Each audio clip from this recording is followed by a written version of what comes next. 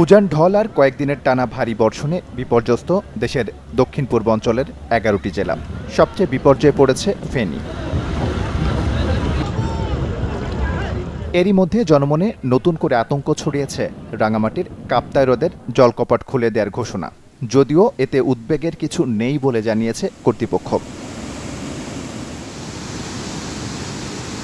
আবহাওয়াবিদরা বলছেন, ভারতের ত্রিপুরার ডম্বুর হ্রদের পানি প্রবাহের সঙ্গে অতি ভারী বর্ষণে ফুলে ফেঁপে উঠেছে দেশের একমাত্র এই কৃত্রিম হ্রদ। তাই বন্যার শঙ্কায় কাপ্তাই বাঁধের ১৬টি জলকপাট খুলে দেওয়ার সিদ্ধান্ত নিয়েছে প্রশাসন। কাপ্তাই হ্রদের পানির উচ্চতা প্রায় ১০৭.৬০ ফুট MSL এখন।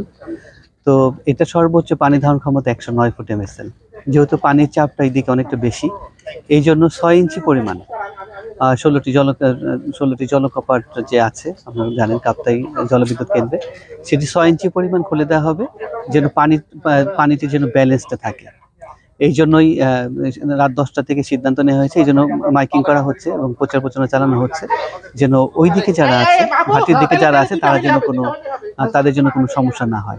জেলা প্রশাসক আরও জানান, যদি সন্ধ্যা নাগাদ সমুদ্রপৃষ্ঠ থেকে ১০৮ ফুটের কাছাকাছি বা অতিক্রম করে, তবেই কেবল রাত ১০টার পর ৬ ইঞ্চি করে খুলে দেওয়া হবে গেটগুলো। তাই সাবধানে থাকতে বলা হয়েছে ওই অঞ্চলের বাসিন্দাদের। প্রতি বছরই আসলে ছাড়া হয়, যেহেতু এইদিকে পানি ধরে রাখার মানে সর্বোচ্চ সীমায় পৌঁছে গেছে, এখন একটু ইচ্ছা করলে পানি আর ধরে রাখা সম্ভব নয়।